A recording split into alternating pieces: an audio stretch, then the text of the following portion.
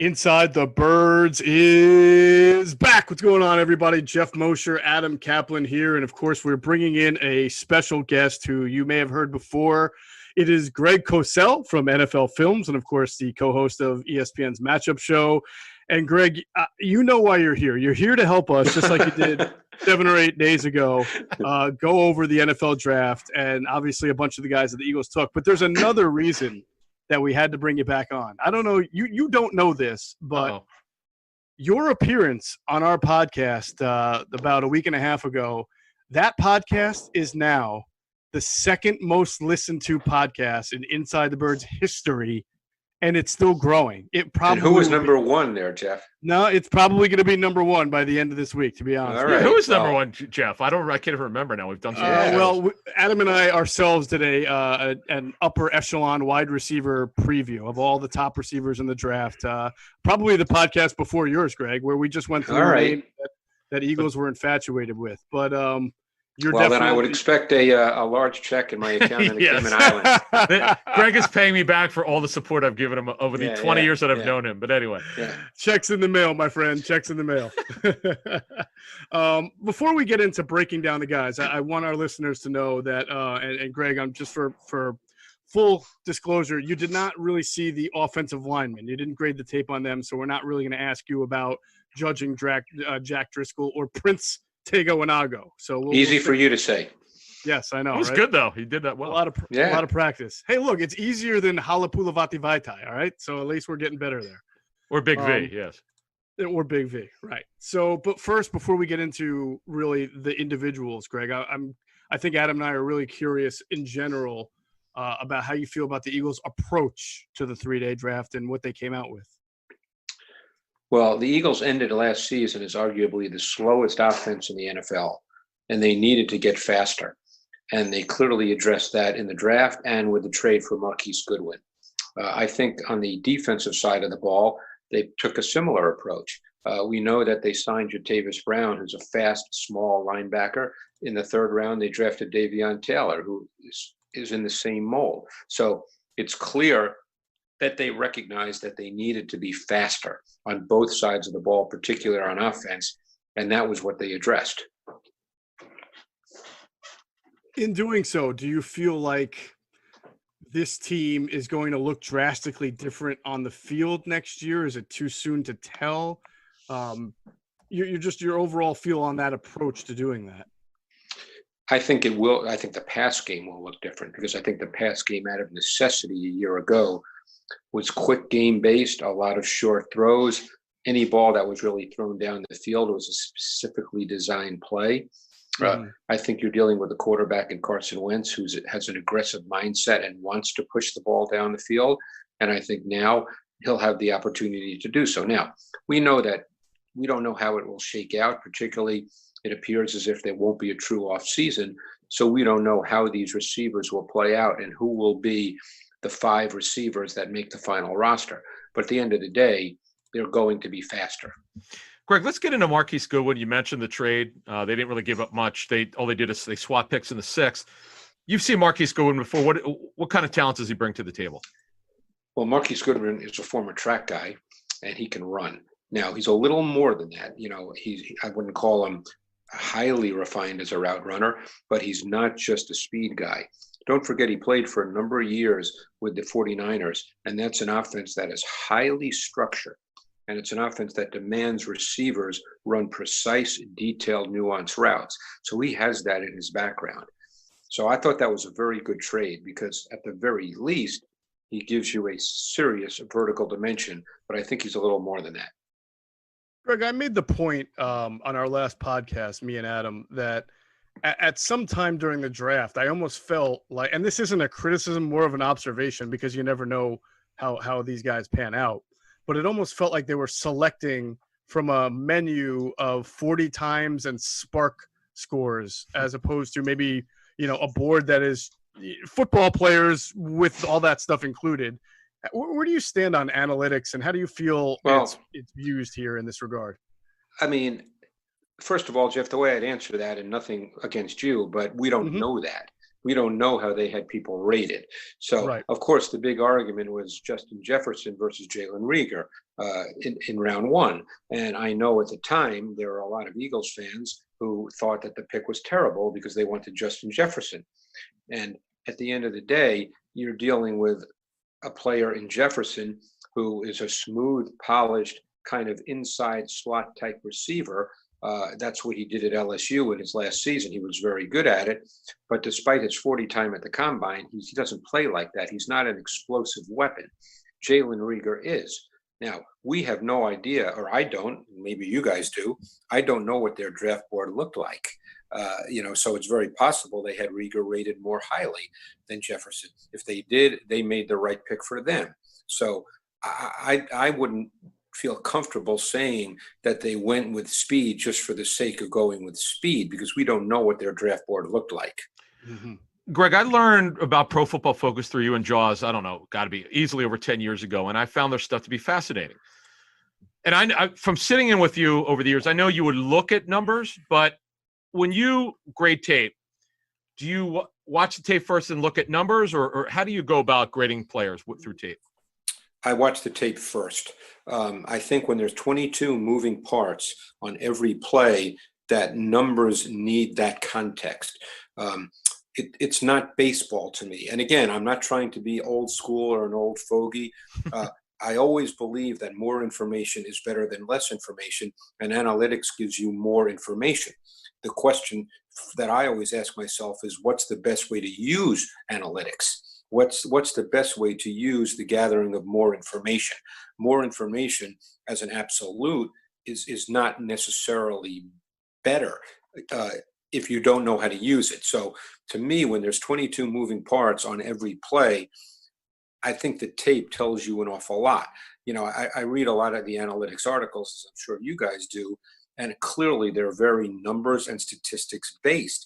But I think football statistics are different than, let's say, baseball statistics, where analytics and sabermetrics started years and years ago. I remember reading Bill James when I was much younger, and I'm sure you remember him. He sort of started the sabermetrics in baseball, and it was so much fun. Doubt.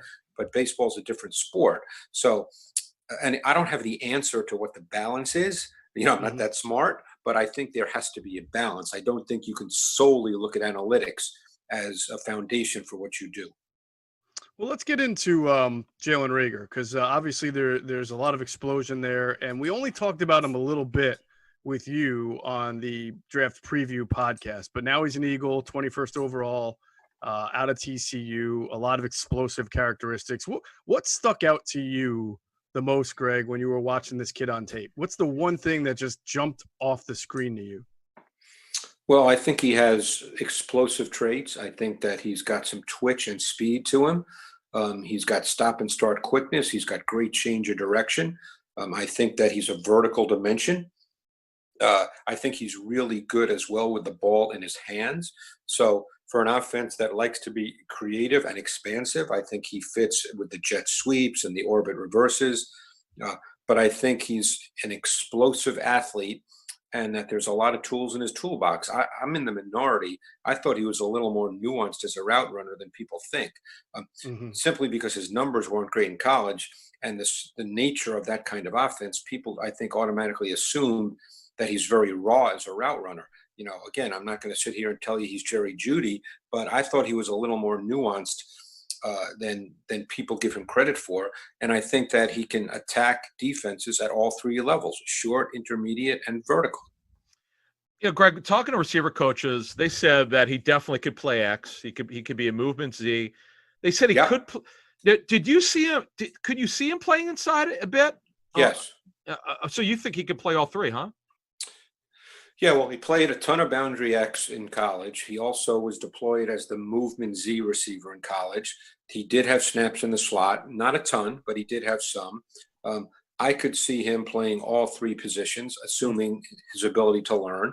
Obviously, it's a different offseason this year, but assuming that that's not an issue, I definitely could see him playing all three.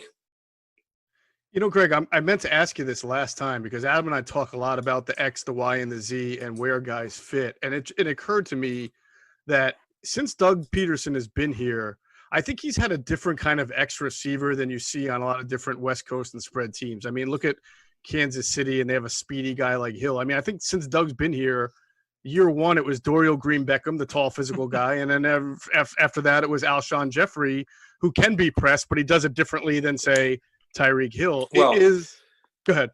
Think of it this way, Geoff. Mm-hmm. The Z receiver the X receiver is the boundary receiver 99% of the time. Mm-hmm. So that means there's no other receiver to that side of the field other than the back. The back can be offset to that side, but there's normally not another receiver on the line of scrimmage. So there can't be for the most part. So that receiver has to be able to win against man coverage to the boundary. He has to be able to run isolation routes and win. There's many different ways to win, and therefore there's many different styles of receiver that can line up at X. But because the X is on the ball, not off the ball, he also can get pressed more. It's easier to press him because the receiver's not backed off the line, so the corner's closer to him. So the X receiver has to be able to win versus press coverage without route disruption.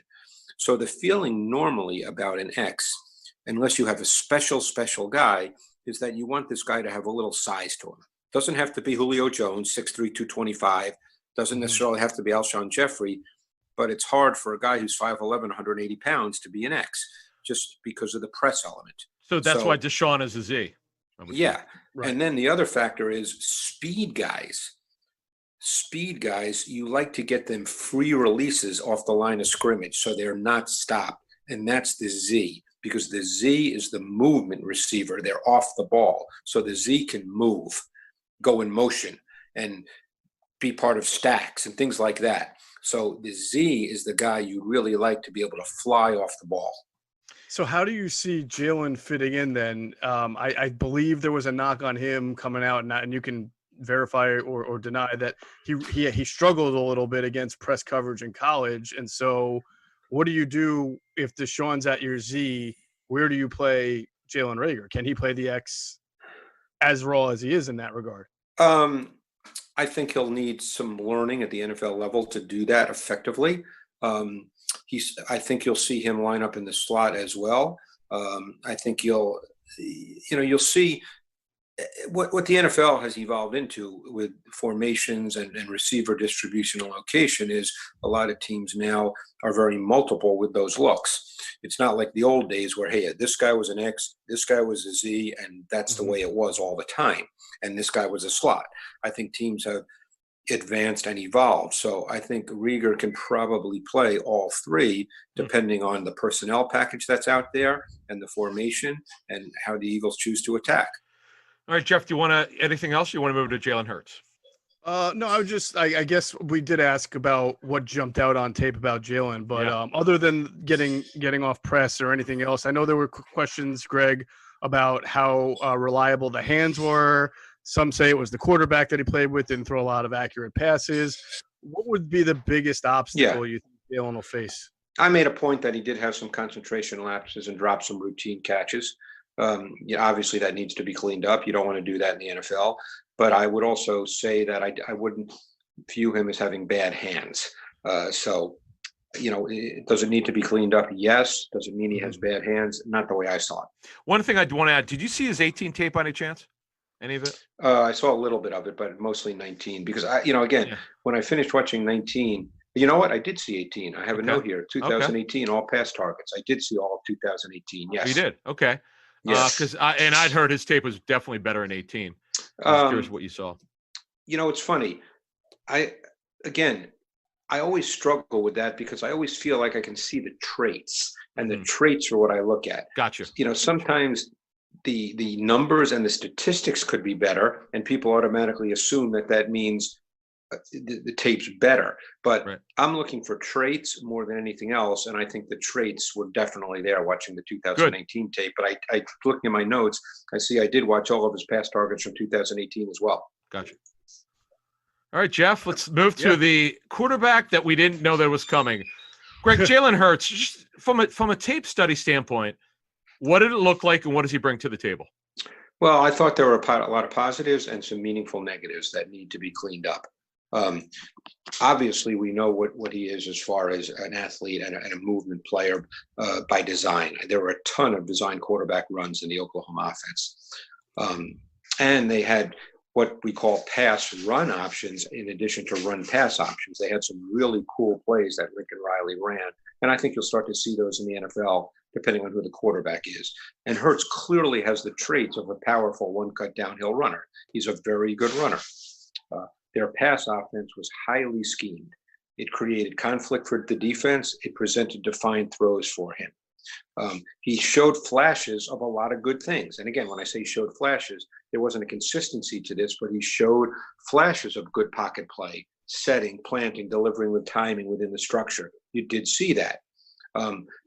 You did see him execute conventional play action where he was under center. You didn't see a lot of that, but you saw it.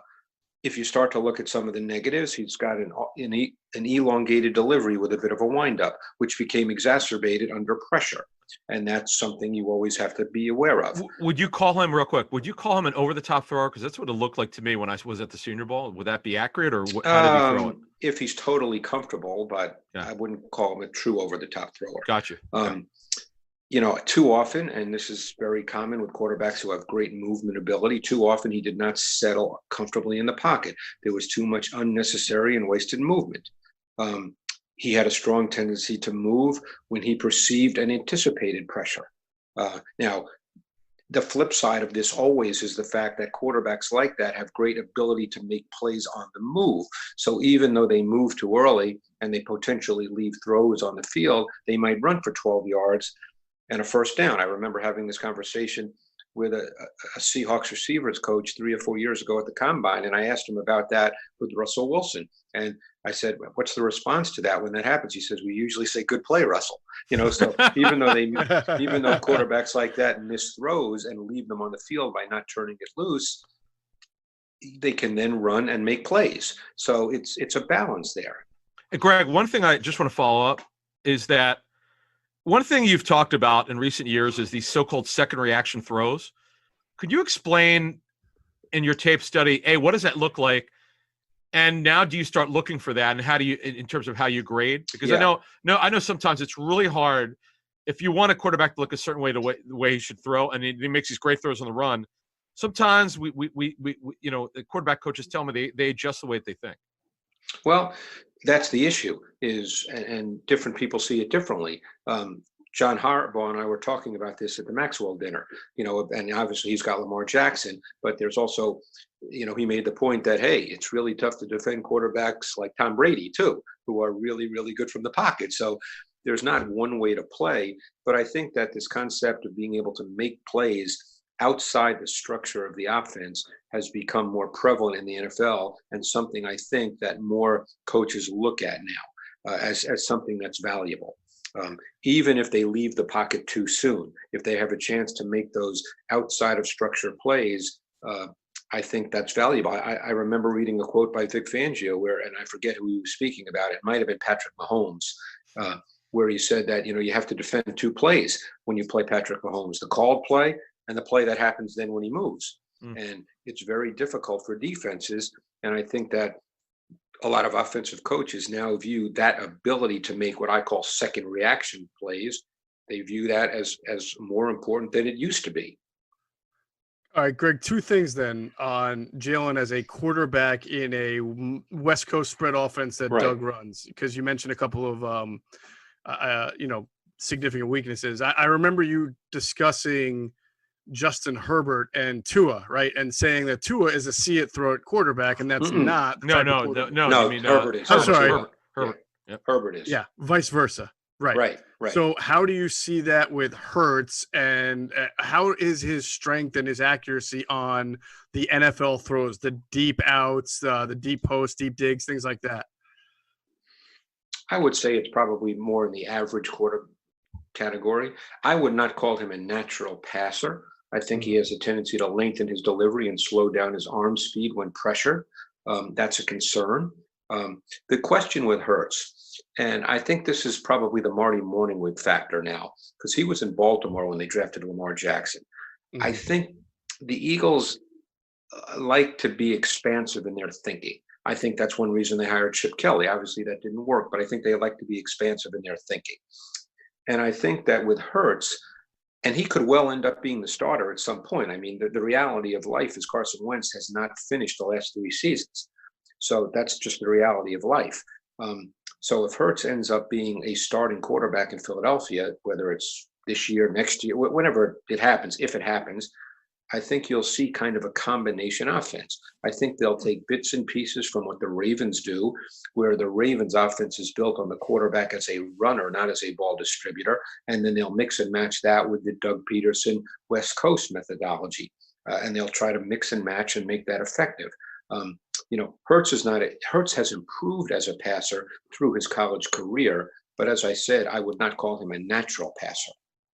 And real quickly on something else, you talked about pressure. Is with him, did you see throwing off a back foot, or did you see not making the right pre-snap read? Well, that sometimes folds into the other. And their offense was so well schemed for college football. I mean, Lincoln Riley does an outstanding job. And if you are really good scheming in college, you can really create throws because of the field is theoretically so much wider because of the hash mark. So you can create throws. What you get are defined and predetermined throws, and they're much harder in the NFL. So early on, if Hurts were to have to play early, my guess is they would try to define the throws, and if it wasn't there, they might even tell him, just run because you're really good at it. And that's something that is I don't want to say that's part of the NFL game, and that teams tell quarterbacks just to run whenever they feel like it. But Hurts he's a different kind of runner than, let's say, a Lamar Jackson, because he's thicker, but he's really an explosive athlete. He's a really good runner. All right, breaking news. DraftKings Sportsbook, yes, that DraftKings, is now offering a mobile casino in Pennsylvania. DraftKings Sportsbook offers an endless amount of casino games to play, all from the comfort and safety of your own home. And right now, all first-time casino players can play up to $200 risk-free for the first 24 hours of casino play. Go to the DraftKings Sportsbook app right now and find the casino games in the top navigation bar to start playing. Options. You want options? Choose from slots, blackjack, roulette, table games with live dealers, and more. DraftKings Sportsbook is a legal, safe, and securer than secure gaming app. You can deposit and withdraw your money at your convenience. Plus, DraftKings Sportsbook is offering a special casino launch promotions every day. So be sure to check the app daily.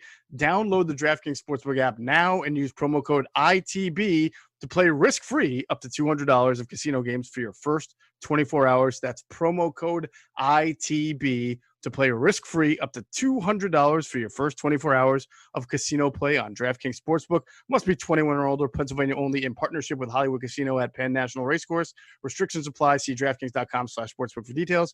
Gambling problem? Call 1-800-GAMBLER. All right. Let's, Adam, you want to move on to a third-round pick, Davion Taylor? Yeah, let's do it. Yep. Davion Taylor, the linebacker out of Colorado, played, I think, Greg, just 2 years of major college football there at Colorado, and has a very interesting backstory involving his religion and not being able to play Friday nights. Yeah. What do you see? I mean, it sounds like there's a lot of athleticism there, but maybe also a raw prospect. Yeah, and again, now you're dealing with their desire to get faster, because that's what he is. I mean, he ran under a 4.5 40 at the combine. He's 228 at the combine, which most people would view as a little light. He fits the profile of the smaller, lighter linebacker who can play in space with sideline to sideline speed and range. And everybody now seems to be looking for that guy. He probably lacks higher level play strength and power, but he did play with aggression and tenacity. There's a difference. You can be physical and aggressive and tenacious. That doesn't mean you're strong. But he was aggressive and tenacious. I think if all were to work out, he's a third-round pick, so they would give him every opportunity. If all were to work out, I think very early in his career, he's clearly a sub-defense linebacker because he can line up in multiple spots. And he almost is a little bit in the category of the positionless player, because in college he lined up in the box, he lined up on the ball, and he lined up as what we call an overhang player. He lined up over the slot. I mean, he lined up in all different spots. He even lined up at slot corner. He even lined up at safety at times. He's one of those kinds of players, and he's a very athletic player. Greg, in today's NFL, because the Eagles are probably one of the smallest linebacker groups, does it matter if you don't have that 250-pound thumper? Does that matter anymore? I guess it would depend on who you're playing. I think the conventional wisdom now is that these kinds of players like Taylor, Patrick Queen's only 229 pounds. He's really the same size as Patrick Queen. Is the idea that these players are now what's more important. But if you're playing the 49ers, if Tennessee is on your schedule, it depends on who you're playing. Gotcha. Obviously, Taylor is not necessarily a stacked linebacker, and I don't think he'd be a base defense linebacker anyway, certainly not in his first year. But I worried about that with Patrick Queen. And, he got drafted late in the first round. I don't think he was real good playing downhill at LSU. So, yeah, I think that's a concern depending on who you're playing. Well, let me ask you this, and I know you mentioned that you don't see him yet as a rundown linebacker. I'm sure the Eagles hope that he eventually can be on the field for that. No question. What do you see? Because when you play behind Jim Short's scheme, as you know, when your defensive linemen are flying at the quarterback, right, the linebackers have that responsibility of either getting around the offensive lineman or shedding the offensive line. They got to get past these offensive linemen and fill the gaps. So Does he have that? Were you at least able to see read and recognition and the ability to diagnose and try to work your way into those gaps from him? Or is it? Well, he's going to have to learn more how to play stacked linebacker, because that's something he didn't necessarily do a ton of.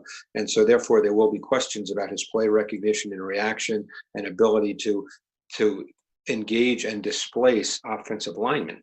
That would be a question with Davion Taylor as we speak today.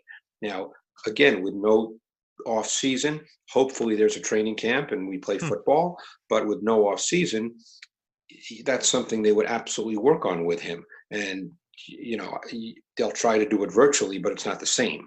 So we'll see how it goes. Right now, he's not that player, Geoff. Right now, he's much more of a space player who would start his career for certain as a sub-defense linebacker. All right, Greg, let's move on to K'von Wallace, a safety, a real interesting player. If some teams told me they thought he could play slot corner, obviously he could play safety. What do you think of his tape? I loved watching him play. He was one of the most fun guys to watch because of the way in which he plays. The question is, what is he? I mean, he's so much fun. I made the note in my transition that he was one of my favorite defensive players to watch because of the way he played. He has position versatility. He's got high level competitiveness and tenacity. I mean, he was one of those guys you describe as a football player and everyone knows what you mean. He's just one of those guys. So the question is, how does he transition to the NFL?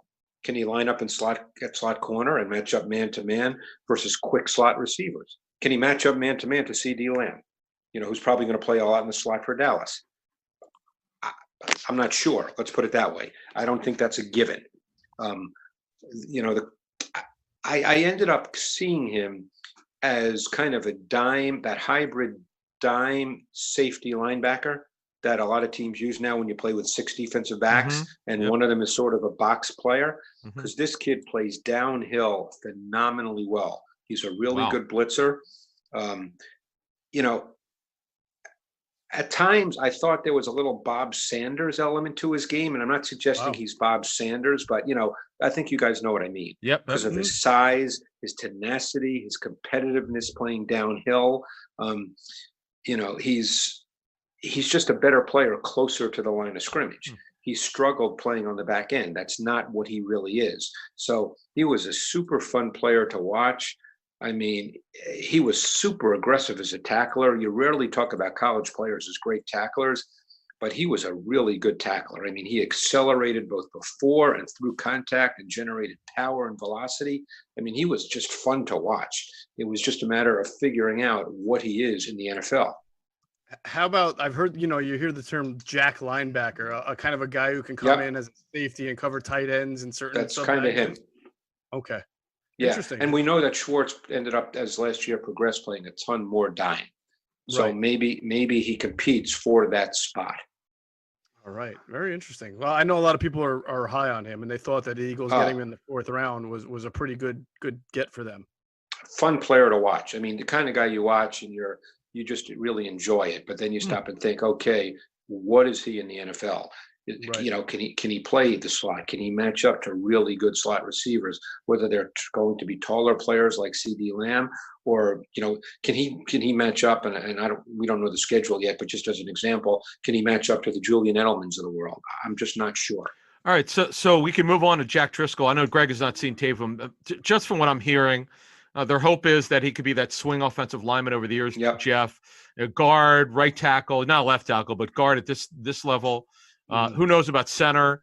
They'll figure that out, but that's kind of the way they see it. So, Geoff, let's move on to one of my favorite players in terms of receiver, because a bunch of receiver coaches told me about him for the draft, is John Hightower from Boise State. Yeah. Greg, what's he look like to you?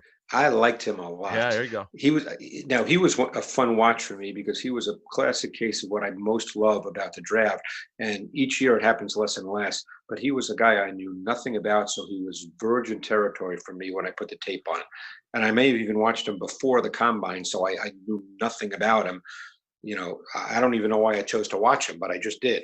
But I thought that he could well be an ascending player. He's got length. He's got he's long, he's got fluid movement, he's got good speed. He flashed a sense of route running with an understanding of how to use his vertical stem to set up corners. You certainly can use him on jet sweeps and multiple screen concepts with his speed and his run after catch ability. He's naturally quick. He's got explosive traits. I think there's a lot to work with. And my final note when I wrote my transition was, the more I watched Hightower, the more I liked him. I said smooth and fluid, plus speed, a sense of route running savvy, route quickness and route separation, good hands. I said he needs to get stronger and play more physically, but there's a lot to like and develop. So it sounds like he could be, let's say he really dazzles, Greg, and people like, he catches on quickly. Is he kind of a vintage Z? Like that speed thread who needs to get a little bit bigger so you don't put him at the X? Well, he was primarily the boundary X in Boise State's offense, but that doesn't mean that's what he'd be in the NFL. Right. I think he would have to get physically stronger. He weighed 189 at the combine at 6'1.5", and he looks lean. He's got a lean build. My guess is he would struggle a bit to deal with press. He'll need to be a more physical player. But that would be one of the areas in which he needs to improve. But he was a fascinating player to me, as I said. And Adam, you said from speaking to coaches that he was raved about him.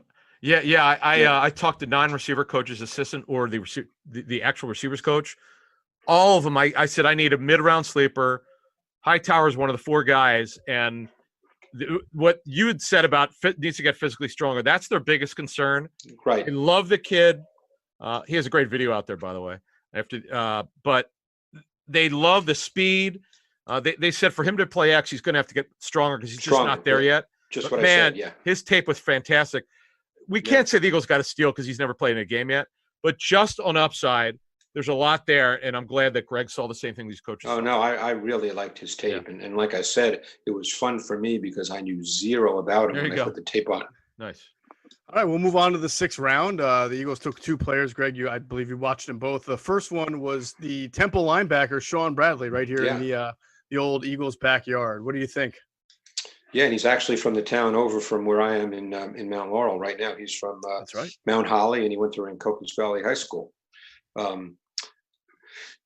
He was an interesting player for me to watch. I think he's a stacked linebacker, and that's what he is. He's not a 3-down linebacker. He's not a sub-package player. The issue with him is he's just not the level of athlete that you would ultimately like, which is why he was drafted where he was drafted. I mean, that's what starts to happen. There's reasons guys get drafted in the 1st or 2nd round, and guys get drafted in the 5th, 6th, 7th round. He's very good in the box. He has a real good feel for scraping, flowing, avoiding blocks, and making tackles in the run game. At times, he did show the ability to play off blocks, but he's not a powerful player. The big issue with him is the style of player that he is. He's essentially a run and chase linebacker, but he's just not that sudden or twitchy or explosive. So he's kind of a run and chase guy whose athletic traits are just a little below what you ultimately want, even though he did make a lot of plays in college. But that's the reason he was drafted where he was. If he was a twitchier, more explosive athlete, people would have been talking about him as a top 60 pick. Yeah, he's going to be, just from talking to some defensive coaches around the league, he's going to be a special teams guy. Yeah. Greg's right. He doesn't project to be a starter, but coaches love him because he's tough as bleep. Yep. Is in my notes. He's just a guy that you like late. You know, he's going to be a good locker room guy. He's just a guy that you want around. He kind of like Geoff. He's like Joe Osman. Mm-hmm. Joe Osman is an undrafted free agent who the Eagles nailed their evaluation of the guy. Was just phenomenal. They got it right. Unfortunately, tore his ACL, but he's a coach's dream where you know what you're getting.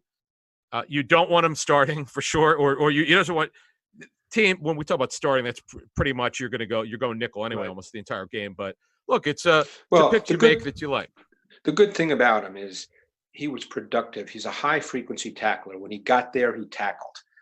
He just doesn't have the physical and athletic traits that make for a true starting stacked linebacker in the NFL, and that's the reason he was a 6th round pick, I believe. Correct. So right. Go ahead. I was going to say, how would you compare him, Greg, to TJ Edwards, who it almost sounds like you're describing a similar type of player who was a undrafted free agent last year, but made the team for the Eagles. Is there similarities there? Their body types are different. I think Edwards is a stockier kind of guy. Yeah. Bradley, even though he's not a high-level athlete, is probably a little more athletic than Edwards. I did not love Edwards' tape coming out of college, so it's hard for me to say that. I actually liked watching Bradley, but I knew his limitations immediately. They're very evident on tape. But Bradley was a fun player to watch because he was very productive, and he did show that ability in the box to work through traffic, find the ball, scrape, flow, avoid. I mean, he had clearly defined traits. Edwards, I can't remember everything about him, but I just remember thinking that, I didn't like him a lot. I actually liked the other linebacker who I think went to the Giants, Connolly, who tore his ACL this year. But I liked Connolly much more than I liked Edwards when I watched the Wisconsin linebackers. Okay. All right, let's move on to the other 6th round pick. Yet another wide receiver, Quest Watkins, who could run. Greg, what does tape look like to you? It's funny you say that. He did not play like that. Huh. His 40 time was phenomenal at the combine. Yeah. He ran a 4.35, which might have been second to Henry Ruggs, if I'm not mistaken. But I don't think he played like that. And I thought he was, I don't want to say timid, because that comes across as if I don't think he was competitive. And I would never say that about a player. But I think that he was too easily disrupted at the line of scrimmage by physical corners. I don't think he had great route quickness and great separation quickness, despite the fact that he can run fast, theoretically, in a straight line. Every once in a while, he would show explosive traits. He did attack the ball competitively in the air. We'll give him that for sure. But I think he needs much work as far as route running detail, route running nuance. I would think at this point in time, he would struggle to win and separate versus quality man coverage. That's something he will absolutely need to do. To me, he's one of those guys that might not make the roster. Again, he's going to have a really good offseason and training camp. Gotcha. He needs to channel his speed and develop into a true vertical threat, because it was just a once in a while thing.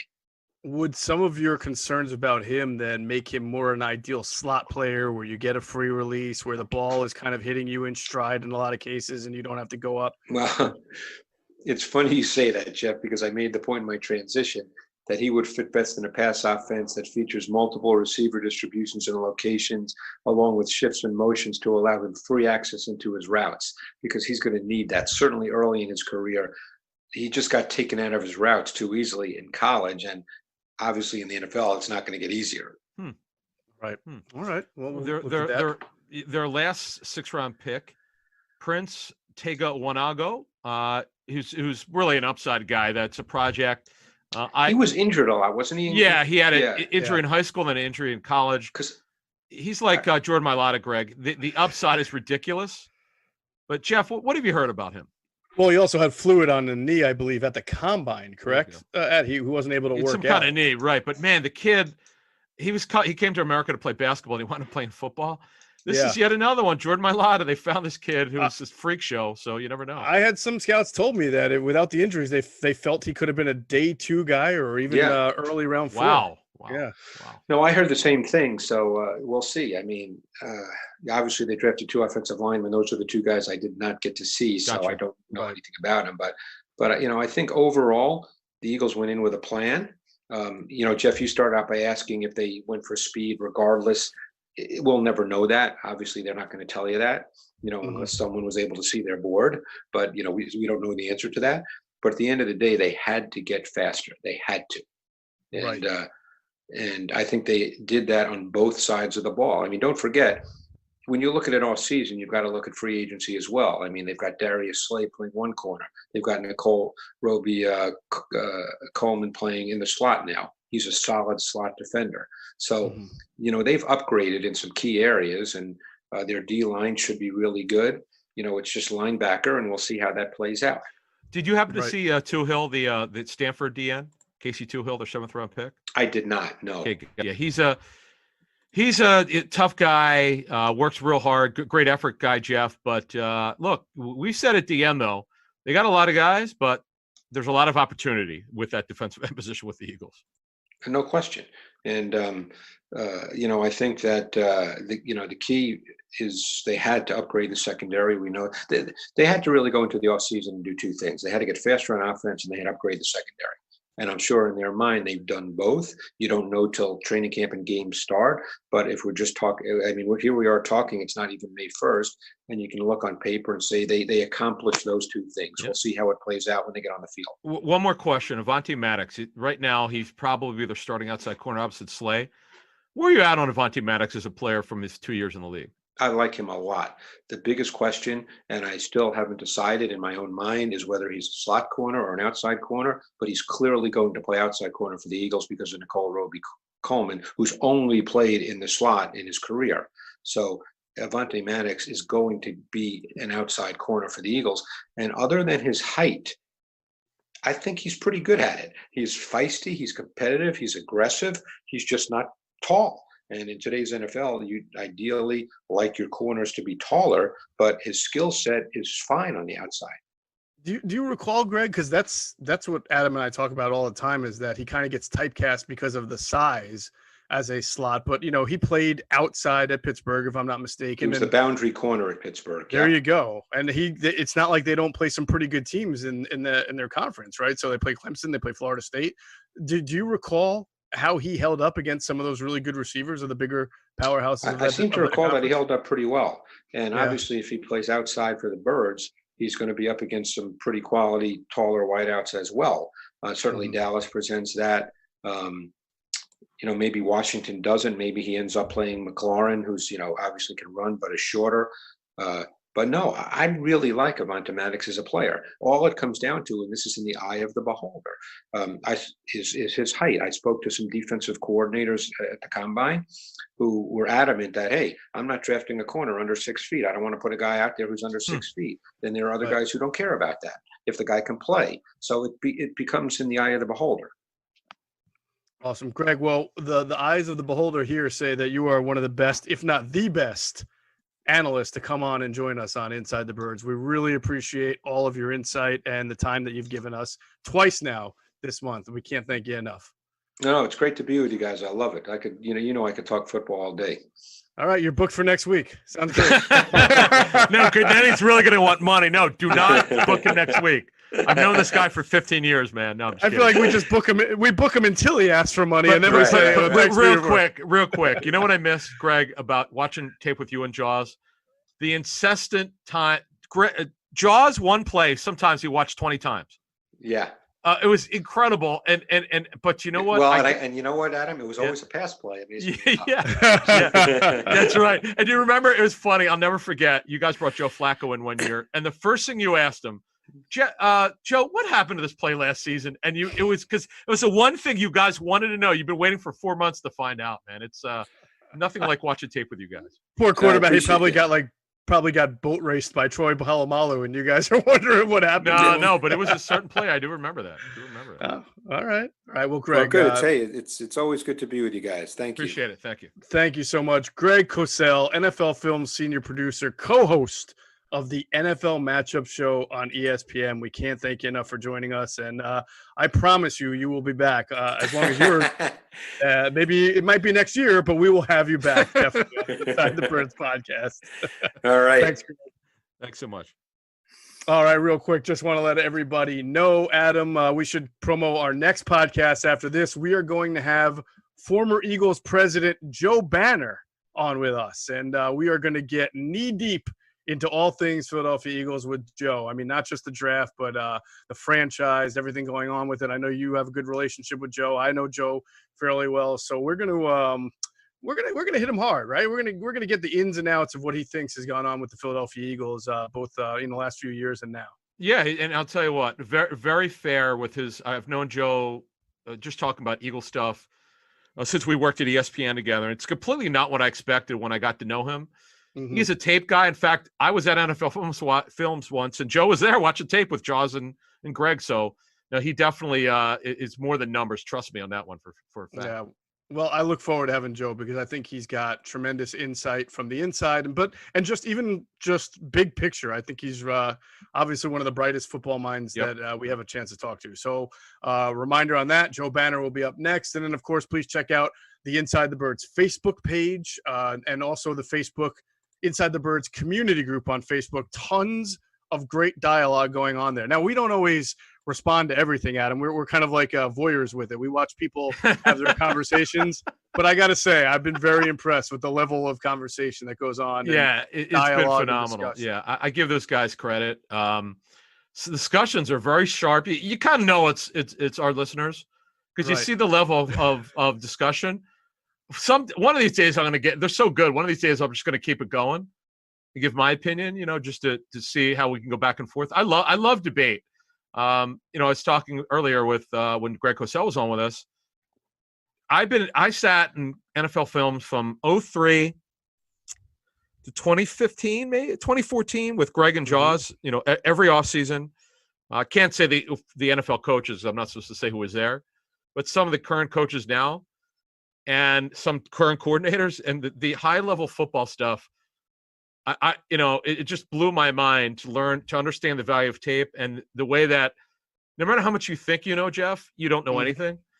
And when I tell people, my wife says that all the time. It's amazing. Well, so's mine. But anyway, no. But what I learned was this: if you're going to watch coaching tape, you better have someone who's going to teach it to you, because so many people get access to it now through NFL.com. It's great that you can get their package. By the way, it's free now at NFL.com for the off season.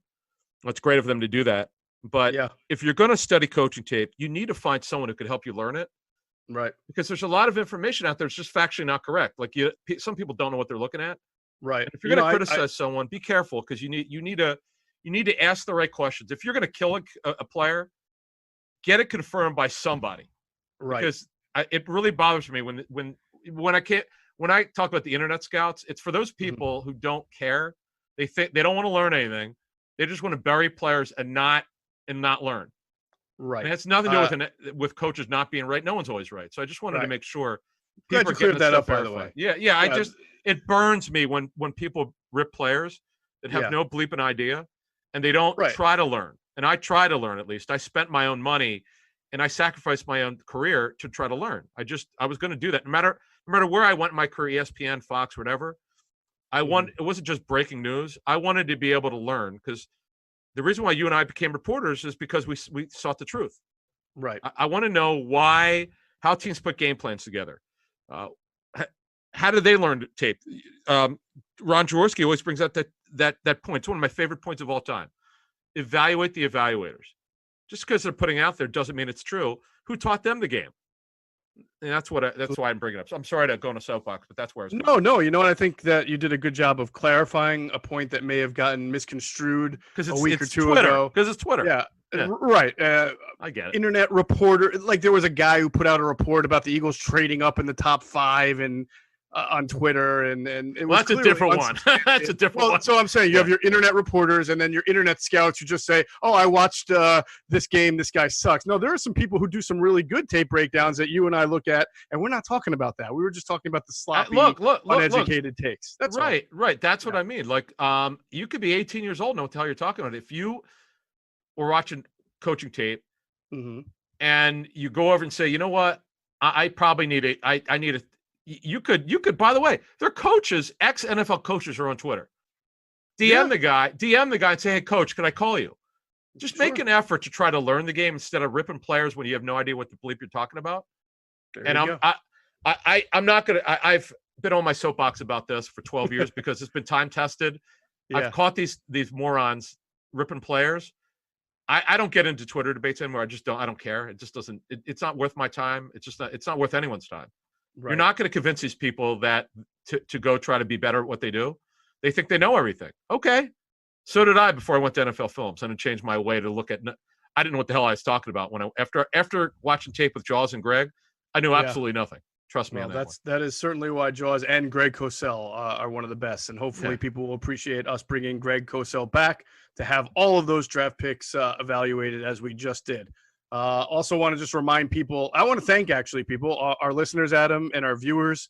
As I mentioned to Greg and you at the opening, we've had record number of listens over the past 6 or 7 weeks, and also over 30,000 views on our videos that we put out during the NFL draft. So we greatly, greatly appreciate it. We know people come to us. Thank you so much. Yep, for inside info, and we just want to express how eternally grateful we are to you. And we just did before this, we put up another Inside the Birds TV video. So go check that out. Ooh, Jeff's got some good scoop, man. Yeah, we got the turn of an eagle, and then maybe another eagle on the way. Oh, yeah, we got it. We're teasing it, and we're you got to watch to get the info. You got to listen. That's kind of the way we work here.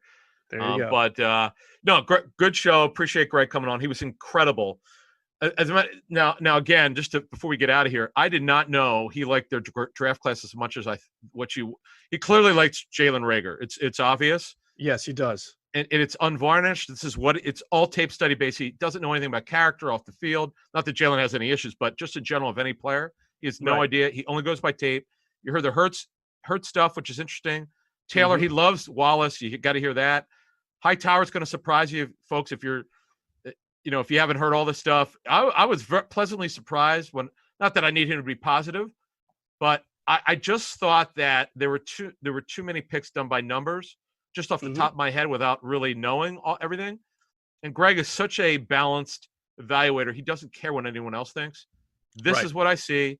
This is what it is. He's not always going to be right. No one's giving the answers to the test. They have to take them first, meaning play.